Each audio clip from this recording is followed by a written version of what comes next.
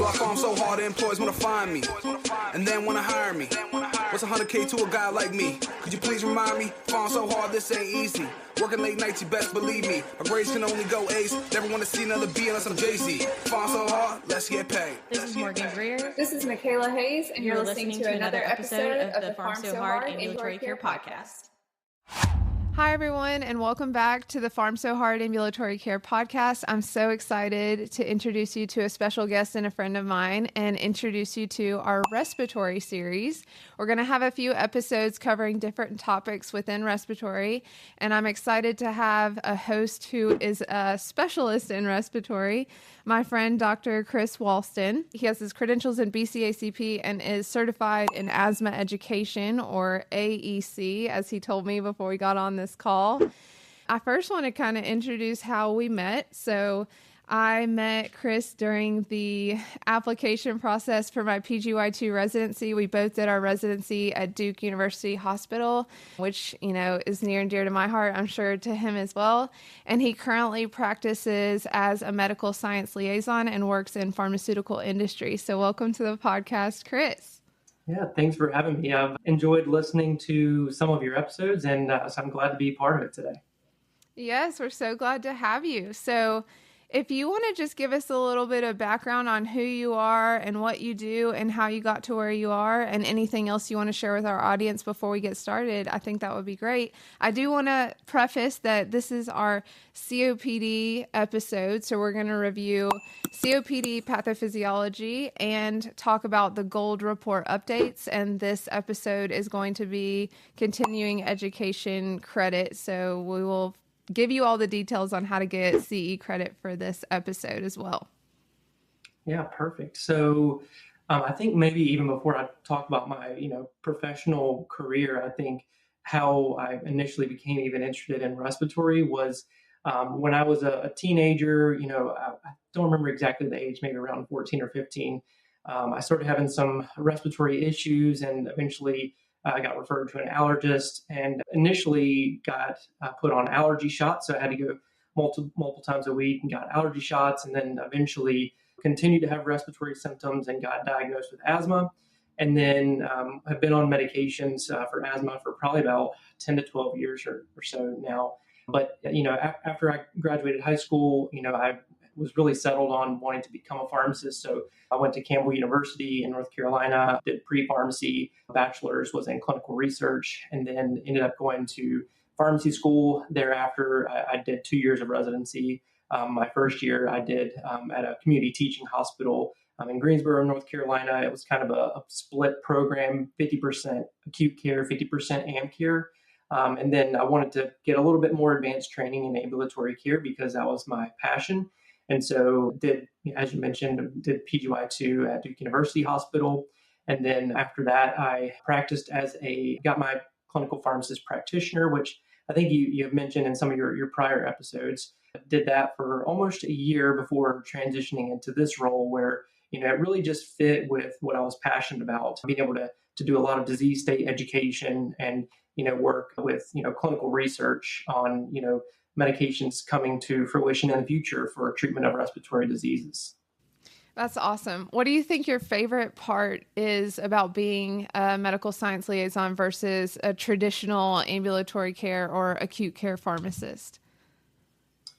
Yeah, I definitely miss the patient care aspect of it, but I think for me, it's kind of the flexibility and entrepreneurial spirit that you get to have with being an MSL is, you may not have that direct, patient contact anymore, but you're still responsible for a territory. So while I'm not responsible for the patients at my clinic, I'm responsible for a territory and kind of thinking about things at a higher level of, thinking about where, at-risk COPD or, asthma patients may be and what I can do to maybe help, improve, things of understanding from, clinical standpoint, which is part of what, we're doing today is reviewing GOLD updates. So part of my job is keeping people up to date with the recent guidelines and changes from a clinical practice standpoint. I think that's probably my favorite part. That's awesome. Yeah, I only ask because it's a hot topic for pharmacists to be coming into industry. So it's cool to get the perspective of a pharmacist who works in industry. So thanks for answering that. All right. Next, I wanted to give you time and space to let our audience know anything they need to know before we jump into the content for today. As far as, COPD goes, I think, it's one of the things similar to diabetes that is, the guidelines update on an annual basis. So if you're not aware, the goal report, I guess technically is not a guideline. It's, an initiative that is meant for continual cumulative evidence as it comes out, kind of compiled, and they give recommendations and according to recent publications and studies that are completed, and then they list kind of level of evidence and give recommendations based off of that, the evidence that is available. But COPD or the goal report is updated on World COPD every year, so that normally falls in late November. So I know many people are kind of always looking for the ADA guidelines to drop, around that same time frame as well. Usually, I think in December for the following year. So similar time frame to that, and so I guess that's maybe one thing to keep in mind. Awesome. And as far as what we discussed today, we just want to make sure that you are able to say these are your own opinions. So I'll let you go ahead and disclaim that. Yeah, so exactly. So while I do work for, in the industry for a pharmaceutical manufacturer, I just want to be clear that, everything that I mentioned today is kind of, from my own clinical experience, and mostly everything that I'll mention is, pretty much straight from the goal report. And these, opinions do not reflect the views or opinions of my employer. Awesome. Well, I'm going to jump right into it if you're ready. Yep, let's get in. Okay. So start by telling us the anatomy and what's important when we look at COPD from a pharmaceutical clinician standpoint. Yeah, I think we can just keep it really simple for the purposes of this. And I wish I had like a diagram, but I think just broadly I can mention, 4 really things you need to know. And then once we get a little bit more into it, 2 out of the 4 will make a little bit more sense. But you think about like when you're breathing in, you got the air kind of traveling down your trachea, and then things start to kind of get more and more narrow as you're moving towards your distal or small airways. But the next thing after your trachea is the bronchi, which break off into smaller bronchioles. And then at the bottom of those are kind of like these little sacs called alveoli, and that's where all the gas exchange occurs. So yeah, that's kind of the important anatomy to keep in mind. Awesome. You're taking me back to pharmacy school days. I'm going to be totally honest with you and our audience. Respiratory things are not always my favorite. I did like it when I would deep dive into like presentations where we'd had to talk about things like journal clubs or just different topic reviews. But after I got through it, I kind of brain dumped everything and moved on. And I don't really manage asthma and COPD as a pharmacist in my job now. We, refer them out. No one really manages it in our office. So I'm really excited to pick your brain about it and learn from you. And I'm glad you're here. So next, I want to ask you, how is COPD defined? Yeah, so the goal report defines COPD as a heterogeneous lung condition that is associated with significant concomitant chronic diseases, which in and of itself, increases morbidity and mortality. Typically speaking, when you think of COPD, it kind of comes with chronic respiratory symptoms that we think of as like dyspnea, cough, potentially sputum production, as well as exacerbations.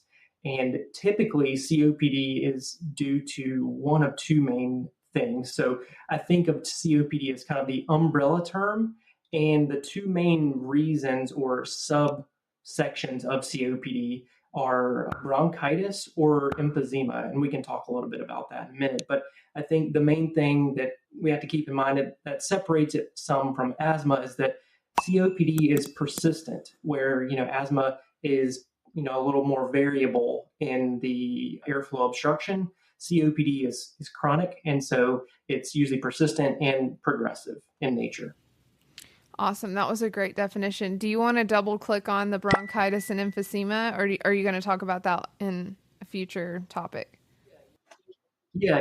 Now we can go ahead and talk about that now. I think that's a good segue into it. So, when we think about bronchitis, I mentioned the bronchi and bronchioles earlier. And so I think if you're thinking about patients that have bronchitis, it really is what it sounds like. It's just swelling of the airways there, the bronchioles.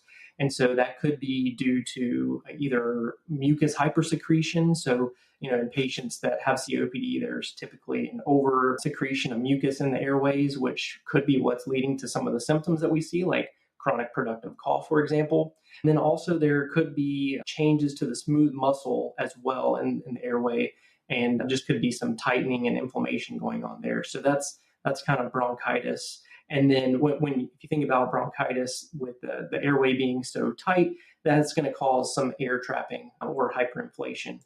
And then emphysema is a little different, where the issue there is more of the result of an alveolar membrane breakdown. And so the alveoli kind of lose their elasticity and aren't able to, hold its shape like it's supposed to. And so gas exchange is impaired. And then that, again, also can cause gas trapping or hyperinflation. That's really helpful. I know in pharmacy school, something that really stuck with me I think it's with COPD, is that barrel chest. Is that more related to bronchitis or probably chronic emphysema? It could be related with either one. Just broadly, in patients that have COPD, they actually have much larger total lung capacity. And the primary reason for that you're kind of describing is that barrel chest is as a result of this increased total lung capacity. But the problem is regardless of whether they have chronic bronchitis or emphysema and they're having this gas trapping or hyperinflation, what's going on is their functional residual capacity. So you think about when you breathe out, you take full exhalation. Functional residual capacity is the amount of volume of air that's left in the lungs. And so in COPD patients, this is elevated. And so what happens there is, if you think about if you breathe in and you breathe halfway out and try and breathe back in, your inspiratory capacity on that second breath is also then suppressed. So they have a much higher functional residual capacity at baseline, which is why they kind of feel this shortness of breath at baseline, because they're not able to breathe in very deeply. Their inspiratory capacity is kind of minimized. Hopefully that makes sense. Yeah, totally. I really like being able to having that example, because when you do it yourself, you only breathe out halfway and then you try to breathe in, you're not getting the full effect. So that was a great example. So they deal with that on a daily basis. And so that leads to, a lot of the chronic symptoms that we discussed. Right. Yeah. And I know there's some different definitions like pre-COPD and maybe PRISm. Do you want to talk about that? Yeah, that's a good call out there too. I think outside of talking about COPD, I think it's important to think about other things like this that the GOLD report does mention. Pre-COPD, I kind of think about kind of like pre-diabetes. It's, let's say you find, a glucose that's a little bit abnormal, but their A1C is normal, for example. That's kind of the case with pre-COPD. It's where the patient is having some respiratory symptoms or may have some sort of lung abnormalities going on, but according to their lung, pulmonary function testing, their airflow is not obstructed yet. Some patients with pre-COPD may go on to develop COPD at some point. But then PRISm is also a little bit different. It stands for preserved ratio impaired spirometry, meaning that their ratio, which we'll talk a little bit more about later, but traditionally COPD, it's kind of defined or diagnosed as the FEV1 to FVC ratio of less than 0.7. So in the case of PRISm, that ratio is normal, but one of the numbers is abnormal, meaning either their FEV1 or FVC is out of whack, so to speak. And, some of these patients also will go on to eventually have COPD. And they actually mentioned some predictors for this that in the GOLD report that patients that have a lower baseline FEV1 percentage or FEV1 to FVC ratio, higher age, current smoking status, or if they're female, those patients actually have a higher rate of converting to COPD down the road. Wow, I guess females are just more at risk. Yeah, it's unclear, why, sex may, be an important factor here. PRISm isn't talked a lot about, and it was fairly new to me as of a few years ago. So I think this will be an area where in the future we see more research and more potential guidance. Right now, it's something that the Gold Report does mention, but there's not a lot of guidance in like what to do or how to treat, patients that may fit into this category that if they haven't met the criteria for COPD yet. Awesome. Well, that's really helpful. Now I want to go into what factors should be considered when we're making a diagnosis for COPD.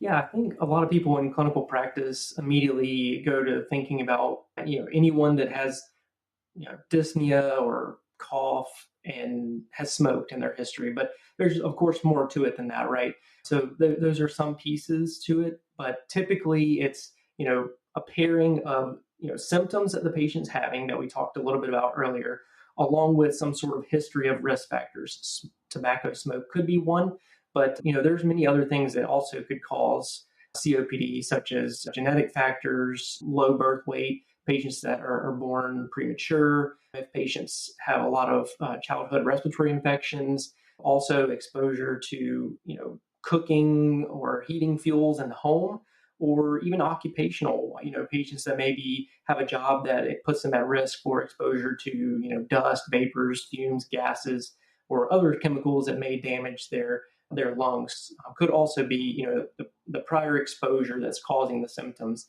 and may warrant further testing to see if they have COPD. Okay, so what's the difference or what's the diagnosis difference in pre-COPD versus COPD? Yeah, so I guess maybe I gave a bad example earlier. Maybe a better example is, a patient that, let's say, has symptoms of hyperglycemia, for example, but then you check their blood sugar or A1C and it comes back normal. I think that's kind of some of the difference here with pre-COPD would be, a patient when you check their FEV1 and FVC, everything looks normal, but they're still complaining of symptoms like dyspnea or chronic cough or things like that. That's really helpful. Okay, let's talk about spirometry, and is it required to make a diagnosis for COPD? Yeah, so this is something that a lot of people in clinical practice, for whatever reason, don't actually get to confirm diagnosis. But according to Gold, technically, spirometry is required to officially establish a COPD diagnosis. We mentioned earlier that the cutoff is technically a post-bronchodilator FEV1 to FVC ratio of less than 0.7. And so that's technically the criteria currently, although it doesn't seem that that's always done in clinical practice, which is interesting because spirometry is actually, as a tool for diagnosis, much older and more established than even blood pressure testing. But for whatever reason, maybe it's a little more time consuming or more invasive.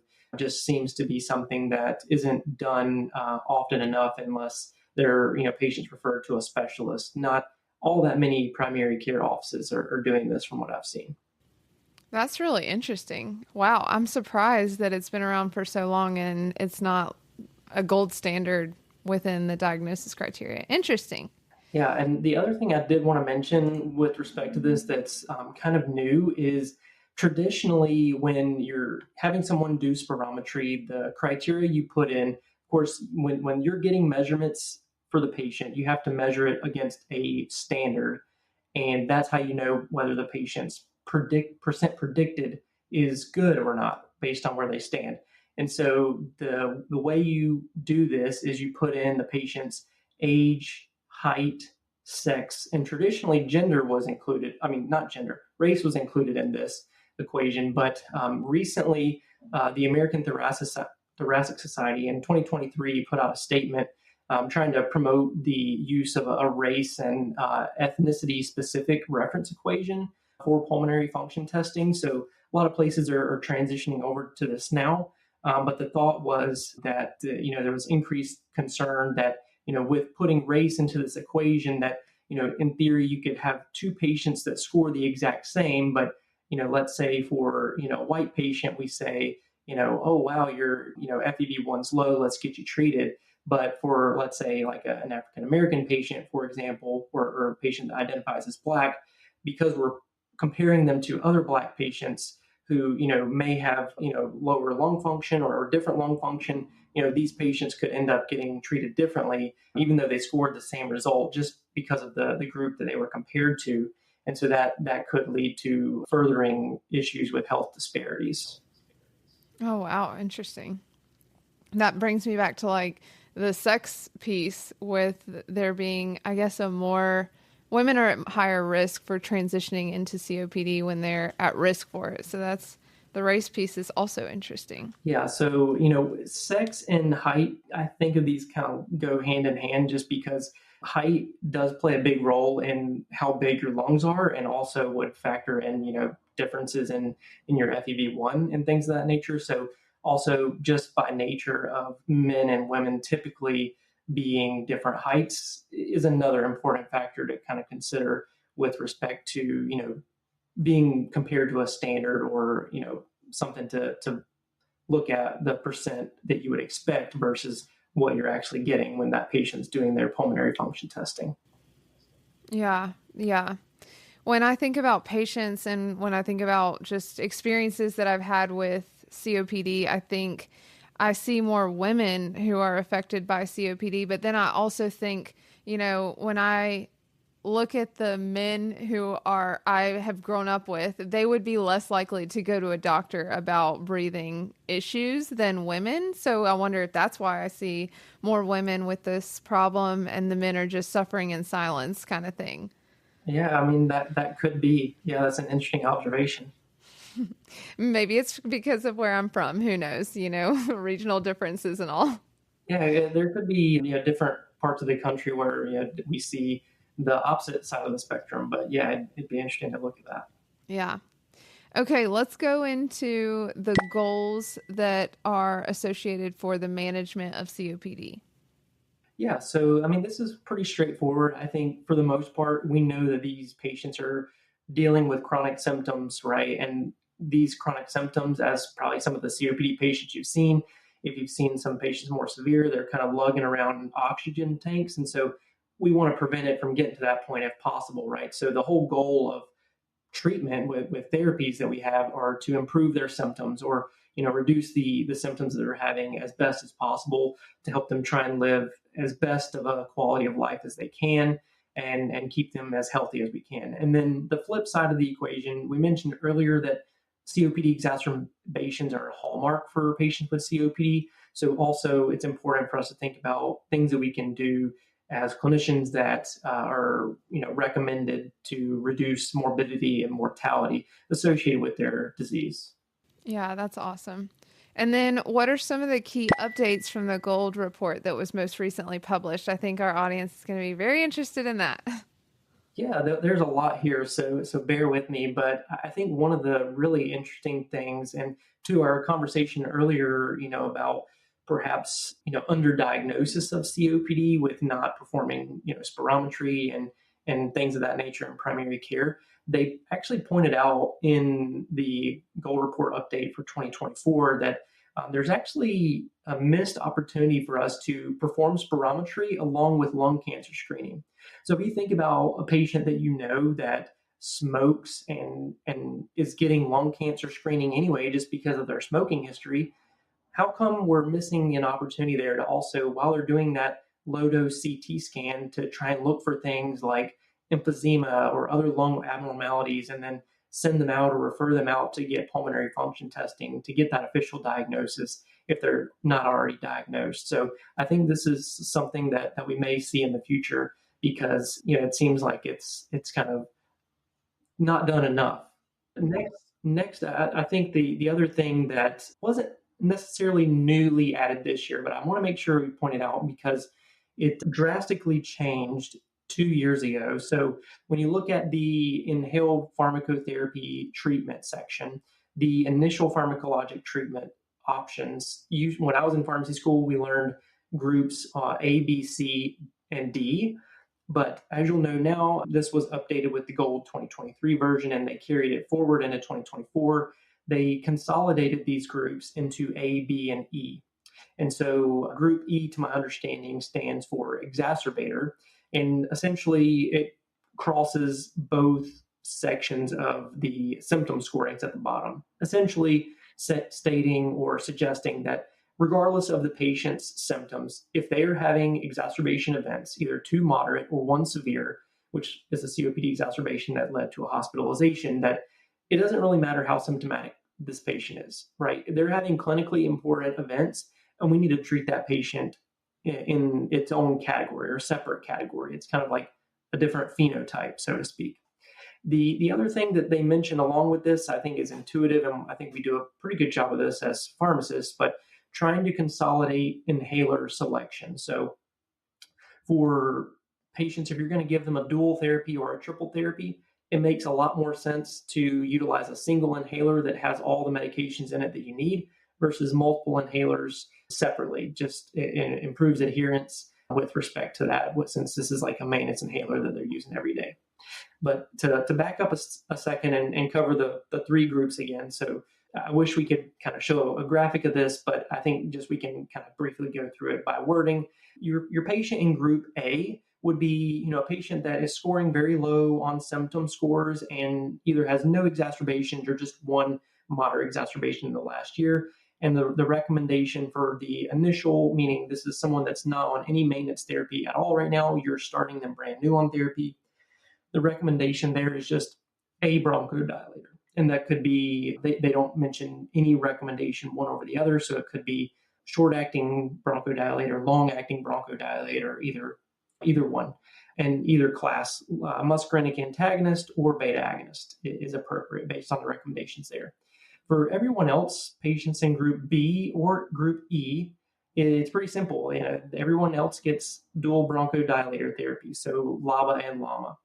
The only caveat is that there is a recommendation to consider triple therapy as the first therapy in a patient that has either had two moderate exacerbations or one hospitalization for COPD in the last year and has an eosinophil count over 300. And we'll talk about eosinophil count in a little bit as well and why that's important to think about. But the guidelines, I think, or the GOLD report's a lot simpler than it used to be with respect to treatment options. So any questions there or things I can clarify with that?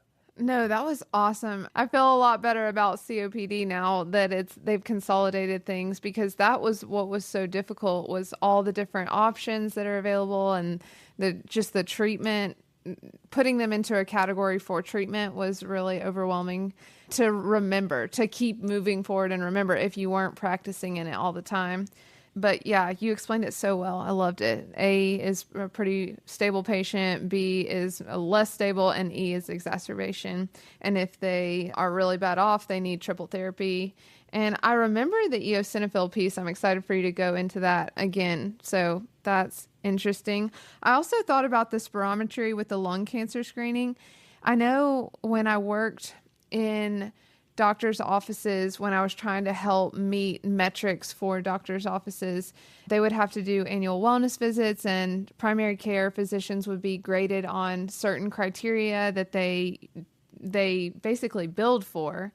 And part of that was lung screening. So I think they're trying to loop it in to make it, we're already having to get this for our patients. Let's just add this on and try to help our patients with COPD. So that's interesting to see if they're going to change what's required or what is the criteria for what primary care or people in specialized offices need to get reimbursement for different things. I'm interested to see if things change, and maybe they have changed. I don't know. Yeah, I'm not aware of any changes there yet, but I agree. It'll be interesting to see how it plays out.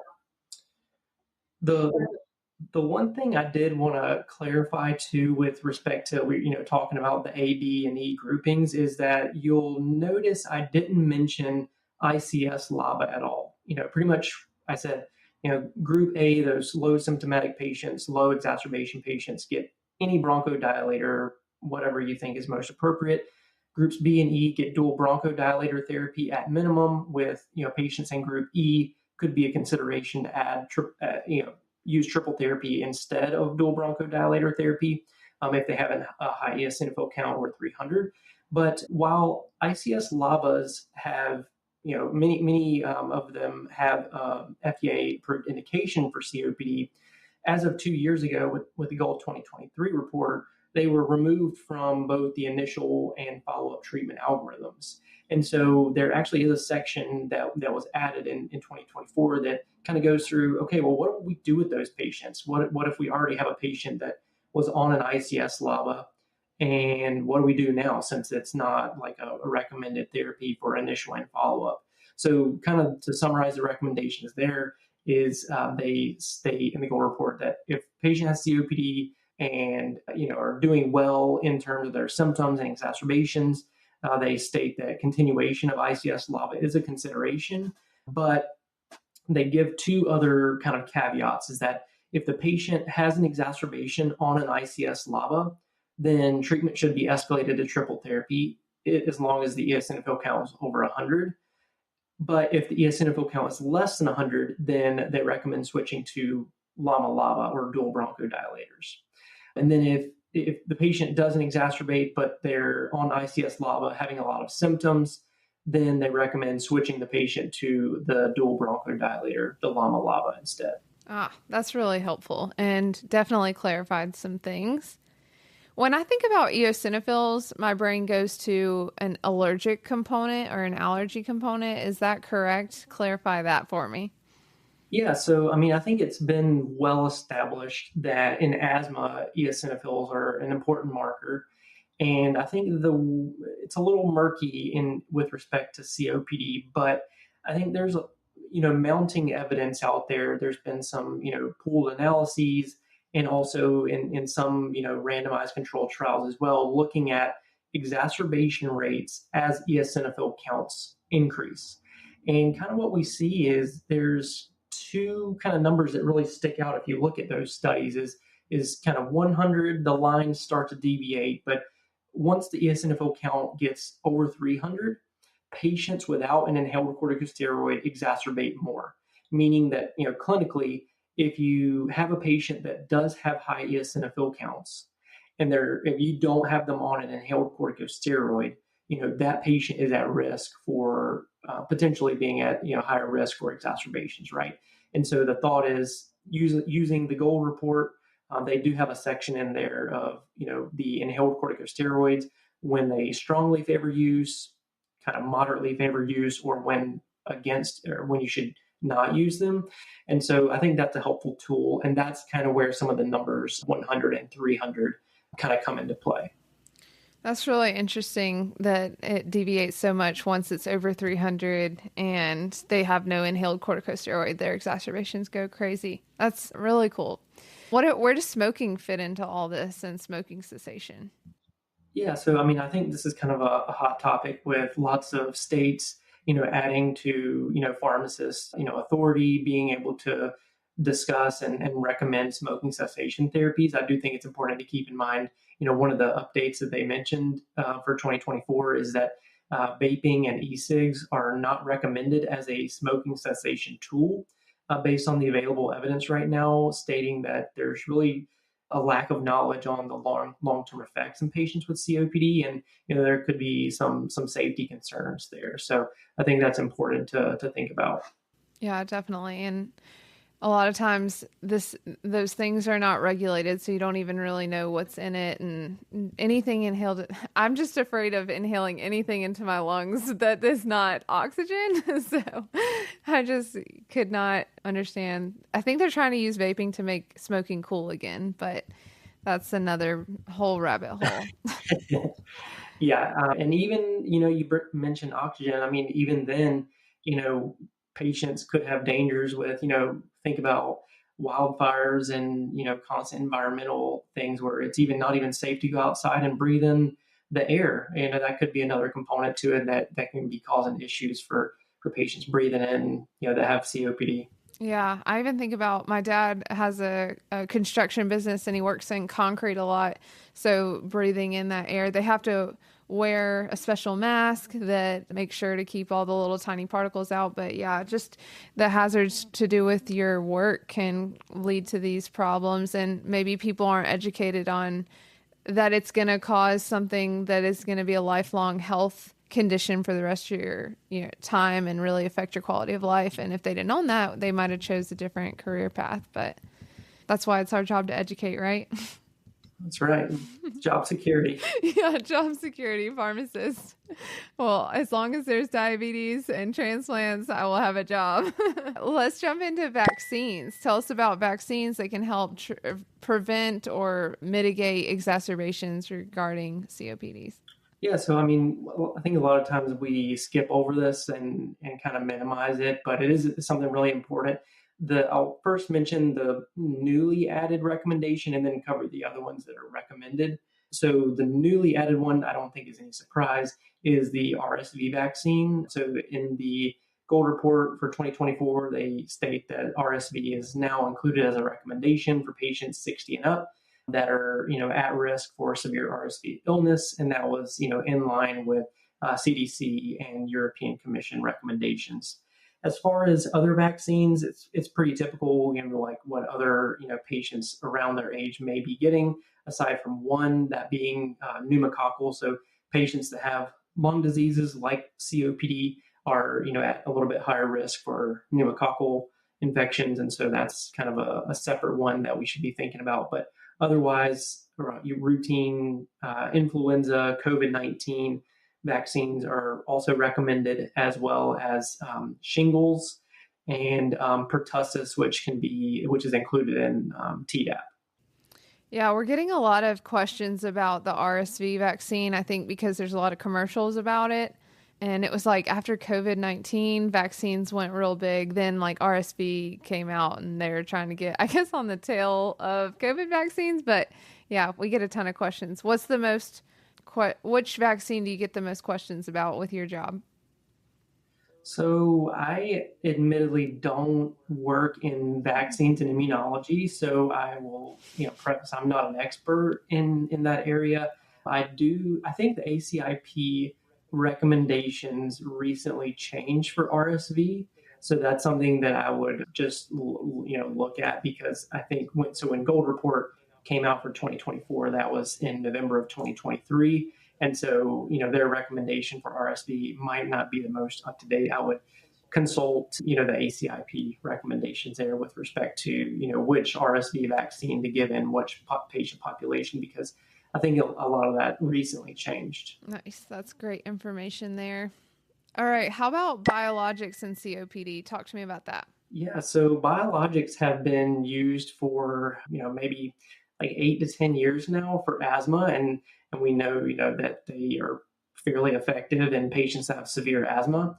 But it's something that's continually developing with respect to COPD. And so for the first time in the Gold Report, they did mention a single randomized controlled trial that tested a IL-4 receptor antibody, dupilumab, also blocks IL-13, they stated in there that this molecule reduced exacerbations and improved FEV1, as well as symptoms and health-related quality of life in patients that have COPD, chronic bronchitis, and a blood eosinophil count over 300 with a relevant exacerbation history. So I think, the thing here that they mentioned too is that, this could be potentially practice changing. Before this, evidence came out, biologics were never mentioned in the Gold Report. And also really the last line of therapy was triple therapy from an inhaler perspective. So obviously you heard me read off a lot of qualities that these patients had. This is not, widely applicable for all COPD patients at this time. It's, seems to be effective in a certain subpopulation of patients that have COPD, exacerbation history, high eosinophil count. So I think, it'll be interesting to see how this evolves over, the next few years. There are, several other molecules outside of this one that are, in phase 3 development for COPD. So again, maybe more to come on this in the next few years. That's really great. So compared to previously published data, what is so awesome about this drug, or how does it compare, or what does it need to show to really be a game changer for the field of COPD? So, yeah, I mean, they only mentioned one randomized control trial, but I think we have to keep in mind that right now there's no biologics that are, currently, as of today, August 26, 2024, that I'm aware of that are FDA approved for COPD. So that being a caveat, I think, there could be multiple different, mechanisms or reasons why this may work.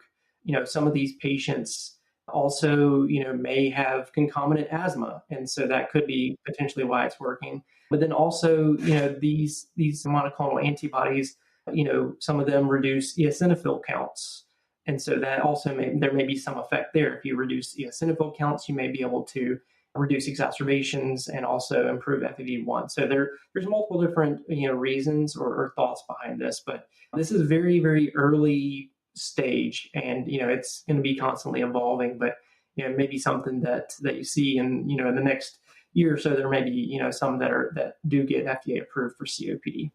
That's awesome. So its claim to fame is that it's a biologic that's used for COPD, whereas they're usually kind of segregated to asthma treatment. Awesome. All right, next let's talk about what common inhaled medication classes are used for COPD, and are there any helpful resources for clinicians? It could be pharmacists or physicians or mid-level providers, anybody in the AIM care space. Yeah, and thinking about this now, we maybe should have started with this just to make it a little bit easier, because we've been mentioning a lot of this throughout. But I kind of frame this in two different ways. So one being long-acting agents. So I think maybe we'll start with that. So with long-acting agents, we have inhaled corticosteroids. ICS is kind of like the short term for that. Those being anti-inflammatory in nature. We have long-acting muscarinic antagonists. Those blocking the muscarinic response, which provides bronchodilation, and then also long-acting beta agonists, which provide beta 2 adrenergic agonism. So the cool thing about this, at least, and I don't remember where I heard this from, but I think this pneumatic, or thinking about this way, really helps you remember which order you should use for which. So when I was in pharmacy school trying to memorize for an exam, what inhalers would you kind of start thinking about using from a long-acting perspective for asthma versus COPD? And the person who was doing the schematic wrote out asthma on the left side of their paper and then COPD over on the right. And then the order of the medication classes that they listed were inhaled corticosteroid, far left, in the middle, LABA, long-acting beta agonist, and on the far right, long-acting muscarinic antagonist. And they basically said, it kind of goes in that order. If you think about when you're starting out a patient with asthma, you would start with inhaled corticosteroid. If you're going to add a second agent, you go to the LABA next. And then if they need triple therapy, then you add the LAMA third. And then it's the reverse for COPD. So for COPD, generally speaking, LAMAs are kind of, the first kind of thing you would think of with respect to if you're going to do one medication, if that's appropriate. But the order was in the reverse in this case. So LAMA first. Then if you're adding a second agent, it would be LABA next. And then if the patient needed the inhaled corticosteroid, you would be adding that last to make triple therapy in that case. So I thought that was kind of cool and really helped me keep the two straight as far as remembering the classes and which was used for which. Yeah, that's super helpful. And I actually think I remember topic discussion that you created, and I think you had outlined that when I was at Duke. So it's all coming back to me now. Yeah, I'm glad that helped you while you were there. I'm glad I passed that down.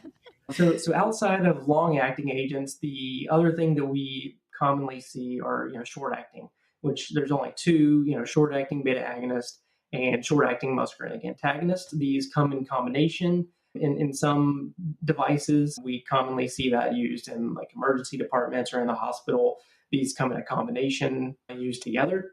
And then they also are available separately as well. But as far as resources that have been helpful for me, I think there's 30 plus inhalers available on the market, multiple different devices available. The best resource for me to kind of keep all this straight with generics, brand names, all separated into classes, is there's two resources that I use the most. So one, if you haven't heard of a company called PRLS, Pyrls, they have a lot of good resources, not just for asthma, but they have probably one of the best inhaler charts, in my opinion. They have everything broken out by class. It shows you the brand name, generic name, whether it's approved for COPD or asthma, and also any age considerations as well in the indication. And then it shows you like a little picture of the device type that it is as well. So I think that one's a really good one. And then a lot of specialty practices, if you go in there, like when I went to my allergist, a lot of them use the Allergy and Asthma Network poster. You can go online, download that for free. I think you just have to sign up for an account, but that one also has things separated out really nicely into categories of, different medication classes, what your options are, whether they're approved for COPD or asthma. So I would start with PRLS or the Allergy and Asthma Network. And just to clarify, and I have another question about resources after this one, but PRLS, is that free to see that chart that you're talking about? Yeah, so PRLS has a free and paid or a premium version. A lot of stuff is available for free. Some stuff you have to pay for, but the inhaler chart that I'm mentioning is available for free, at least currently. Awesome. And then do you have any good affordability resources for patients? I remember I was on a rotation during my 4th year of pharmacy school. I was working at an independent pharmacy, and this patient really needed an inhaler that was not covered by their insurance, and I was having a lot of trouble finding an affordable inhaler for them. And I know there's this thing called PAN Foundation, if they're still around. But you can Google PAN Foundation medication affordability, and it might come up. And it's just basically things that they have money toward. But do you have any good resources for affordability? I don't. I think the biggest thing you could do is just, start by figuring out what your options are of what class is the most appropriate for the patient. And then, looking at their insurance, their formulary, there's multiple components to it. But then, ultimately you've got a couple different options within each class that you can kind of choose from. And usually one of those is, an affordable option for the patient. So you may have to kind of, figure out things around that. But I think, the hardest part, at least clinically, is a lot of times figuring out what class you even need to start with and what your options are within that class. Yeah, exactly. I think that's where my struggle with respiratory treatment started, was on that rotation when I was like, okay, now I've got to figure out. It's like you're in an independent pharmacy and you're basically you have an inhaler prescription come in, the patient can't afford it. So then you have to go back to the provider and say, give me an alternative. And they're like, what's a good alternative? So you have to go through the whole process. What's the diagnosis? Put them in a category for treatment, find all the inhalers that could be an option for them, and then give that back to them. So you're basically doing everything. And I was like, wow, this is just a lot. And I have, you're calling the patient, you're calling the insurance. And I was like, respiratory things are difficult because of insurance coverage and all of the medications that are available for the patients. I think that's where it started. So if I did it all the time every day, I think I would get a routine, but that is maybe other people's struggle. So this series is going to be helpful. Yeah, I agree. It's not simple, right? It's not like patient has high blood pressure and you kind of know what your options are, or, that you normally go to. With COPD and asthma, for that matter, there's just so many different options available that it's kind of overwhelming. Yeah. And then after that, all the inhalers are different and they are primed different. They are used different. The patients don't understand how to use them. So that was a big thing that I did on that rotation as well, was they would come in with an inhaler and I would be looking it up beforehand on how to use a soft mist inhaler or whatever it was, and then learning it myself and then teaching it to them. But it was really a great learning experience because I still remember it, and the patients need that. I mean, some of them can barely use the internet themselves, and then they're trying to learn it and teach it to themselves. Pharmacists should be a great resource to help educate, if their providers don't have the time. And usually we're in the space to do it, right? They're getting it from us. Let's come into the back and have someone who can help show you how to use it. And I think independent pharmacies are a great space for this because they can build in different models to have time to do this, where they're not like have an overarching company putting pressure on them in different areas, not letting them have time to educate. Yeah, the other thing that I thought of while you were mentioning that is a resource for you if you need to show the patient how to use a certain inhaler. You can, every inhaler has what's called an IFU, instructions for use, which includes pictures. So, it depends on if the patient can like look at the pictures and read. If not, some have videos that you can go online and watch with the specific device, but that may be a good place to start. Is you can just simply, as the clinician, Google the inhaler and then either IFU or instructions for use. And a lot of times you can find pictures step by step of how to use it, how to clean it, all that kind of stuff with regard to inhaler maintenance and how to take it. Yeah, for sure. And just for pharmacists out there, I mean, we all learn and teach in our own way. And just a different option for that is I like to bring up the YouTube video from the drug company that they've created on YouTube that is a step-by-step with an inhaler and a person explaining it, and then give them access to that moving forward, like show them how to access that at home if they need to, so they can slowly pause the video and look at everything and rewind it and watch it again, even watching it together with the patient and then talking them through it and then letting them do it themselves is something that I found helpful with inhalers and even diabetes education. Yeah, that's a good tip. Nice. Well, now we are on to outside of the inhaled medications. What are other medications that can be used in COPD, and what is the evidence that is associated with these medications?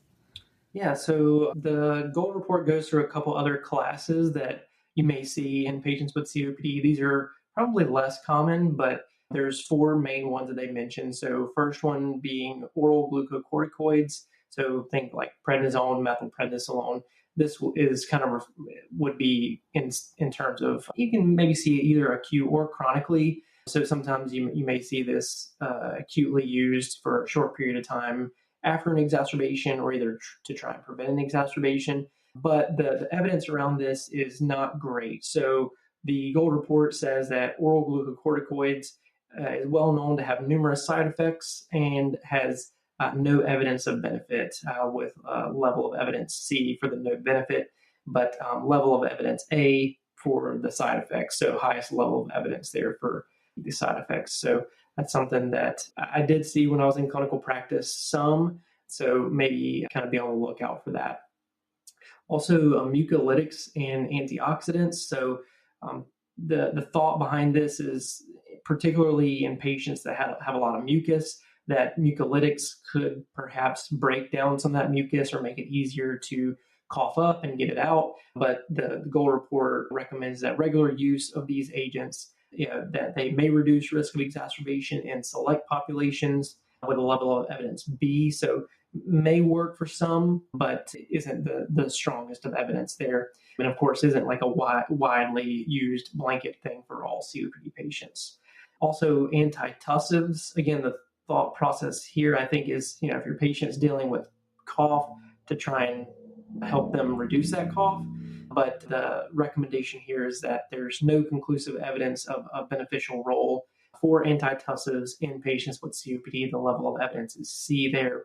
And then lastly, they state that the vasodilators do not improve outcomes and may actually worsen patients' oxygenation with a level of evidence B. Awesome. That was a great review of medications outside the inhaled medications and really helpful. So today we have reviewed the most recent updates in regards to the GOLD reports for COPD, and we reviewed the COPD pathophysiology, diagnostic criteria, medications, treatment, and all kinds of things that has been super helpful. Is there anything that you want to say to our audience in conclusion before we move on to our next episode in the series? Yeah, I think in conclusion, the main thing that I would say is another tool. We've already thrown a lot at you today, but another tool that you may want to recommend or look into is actually if you go to the Gold Report website and you're going to pull up that 300 something page PDF.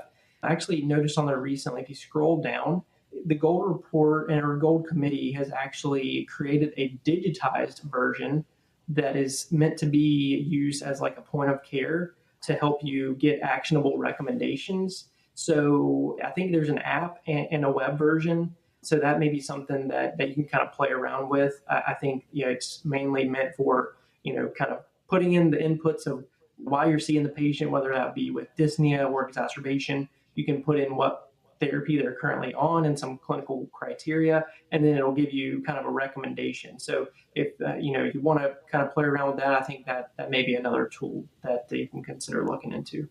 That is super helpful. And we will include show notes with all these resources and details and references as well. Thank you so much, Chris. This was awesome and very informative, and I really appreciate your time. And I'm sure our audience is really going to benefit and love this series. Awesome. Yeah, thanks for it. I look forward to the future episodes. Yes. All right. Well, this has been another episode of the Pharm So Hard Ambulatory Care Podcast. Remember, we're doing a respiratory series. So this is the first episode within the respiratory series. Please join in the conversation. Leave us a comment, leave us a review, like and follow, and subscribe for more so you never miss another episode of the Pharm So Hard Ambulatory Care Podcast. Until next time, we will see you. Just keep killing it in the ambulatory care space. Thanks so much, guys. Have a great night. So I farm so hard, the employees wanna find me, and then wanna hire me. What's 100K to a guy like me? Could you please remind me? Farm so hard, this ain't easy. Working late nights, you best believe me. My grades can only go A's. Never wanna see another B unless I'm Jay-Z. Farm so hard, let's get paid. This is Morgan Greer. This is Michaela Hayes, and you're listening to another episode of the Pharm So Hard Ambulatory Care Podcast.